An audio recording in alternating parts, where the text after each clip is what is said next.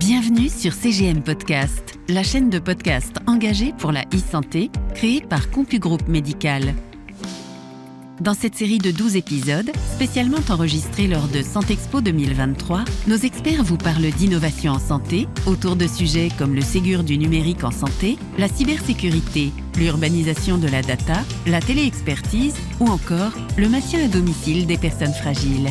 Nous vous souhaitons une bonne écoute et on se retrouve à la fin.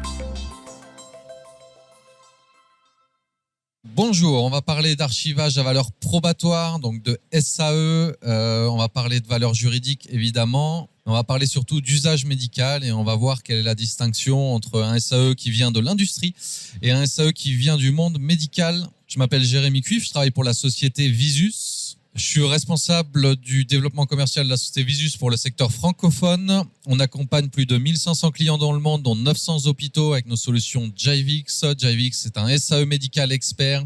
C'est une plateforme d'agrégation des données, d'intégration, de mise à disposition, d'échange et de partage pour le plus grand nombre au profit des professionnels de santé. On travaille avec donc beaucoup de structures hospitalières, dont certaines en France, et notamment le GEF dont on va parler lors de cette keynote.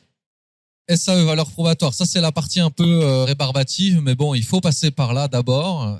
Que dit la loi sur la valeur probatoire ? On a deux choses d'abord. Souvent, quand on veut mettre en place un SAE à valeur probatoire, c'est pour éradiquer le papier notamment, en plus bien sûr d'assurer un aspect juridique et légal sur la conservation des documents.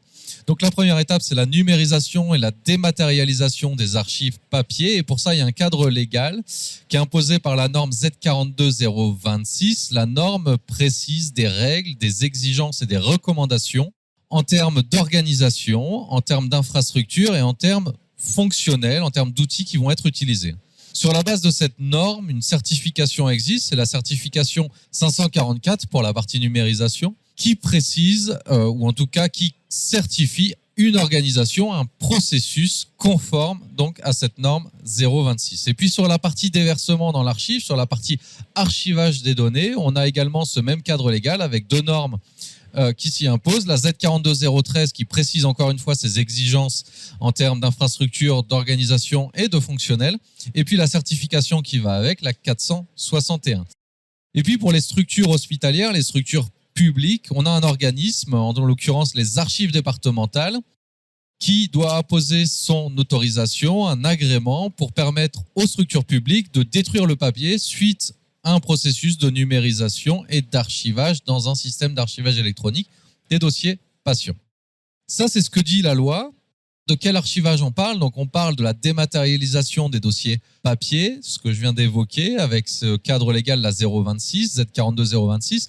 Mais on parle aussi de toute la numérisation du flux, ce qu'on appelle la numérisation au fil de l'eau dans les établissements. Et c'est ce qui est intéressant d'ailleurs. À partir du moment où on souhaite créer une archive numérique, il faut aussi se préoccuper des processus métiers qui génèrent du papier dans l'établissement. Ils sont encore très nombreux, malheureusement, au niveau des secrétariats médicaux et des services d'hospitalisation, où beaucoup de documents vont être imprimés sur papier et rescannés dans les dossiers. Et ces documents ont une portée médicale, donc une visée d'archivage électronique.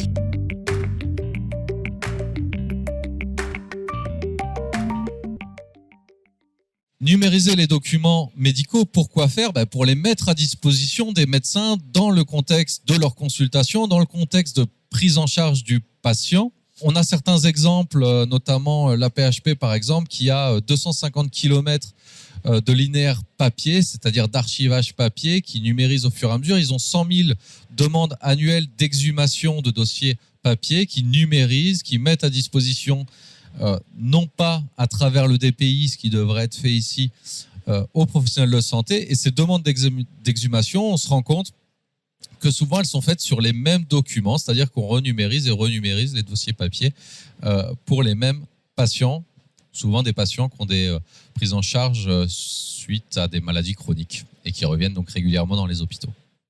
Et on va parler d'un cas d'usage précis qu'on a eu l'occasion d'accompagner dans ces dernières années. C'est le cas du Grand Hôpital de l'Est francilien. Ici, on se trouve dans la salle d'archives qui se trouve souvent au sous-sol de l'établissement, peut-être à côté du service informatique d'ailleurs, ou de la radio.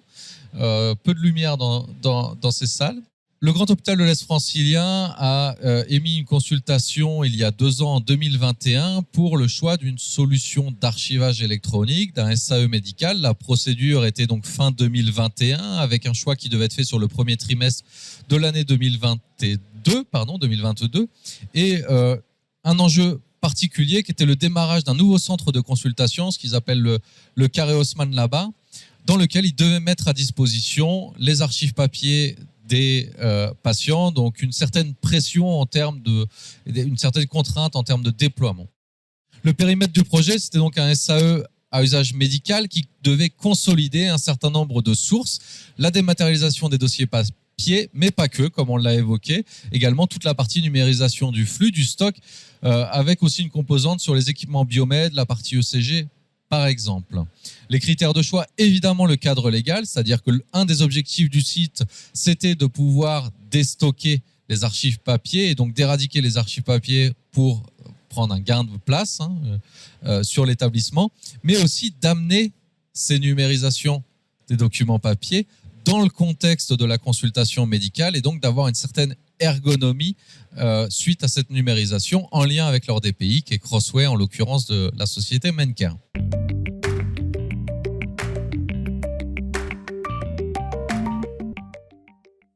Un point important aussi, c'était la neutralité de la solution pour pouvoir récupérer la propriété de leurs données et s'assurer qu'ils pourraient utiliser ces données de la manière dont ils le souhaitent.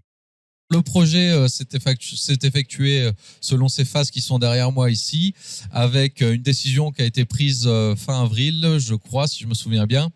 Une réunion de cadrage, donc une réunion de lancement qui a été faite en juin 2022. Les premières configurations en juillet, configuration et adaptation, et la mise en prod 2 mois plus tard, après la réunion de lancement en août 2022, et un début des consultations sur donc, le Carré Haussmann, ce nouveau centre de consultation, dès septembre 2022, donc un déploiement qui a eu lieu en 3 mois. Ça, c'est le déploiement sur la partie dématérialisation des archives papier. Évidemment, le déploiement continue à se faire aujourd'hui en 2023 sur toute la partie agglomération, consolidation des différentes sources de données et des process de numérisation au fil de l'eau notamment.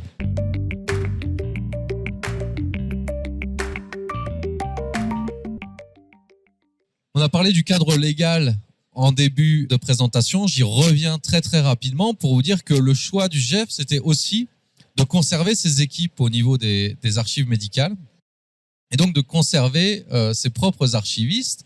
On parlait de la certification au début, donc de la 544 et de la 461 qui certifient le processus global. La problématique dans ce projet, c'est que avoir la certification, vous n'êtes pas beaucoup si le processus métier est assuré par l'établissement lui-même avec ses propres équipes, ce qui est le cas au GEF, les ressources et les organisations et l'organisation sur site a été assurée par les propres équipes. Visus, donc la société pour laquelle je travaille, fournit l'environnement logiciel, la composante fonctionnelle liée à la norme.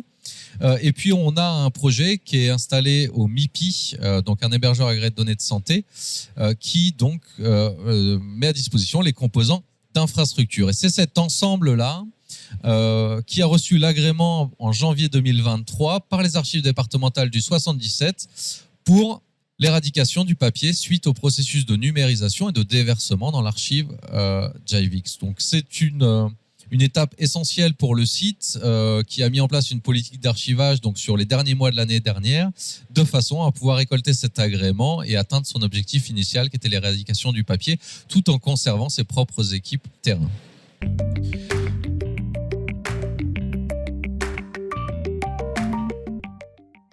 Pour finir cette keynote, 2 petits témoignages de Isabelle Gantier d'abord, qui est la responsable des archives, qui a mis en place cette politique d'archivage en lien avec Monsieur Verrière, qui est le DSI de l'établissement.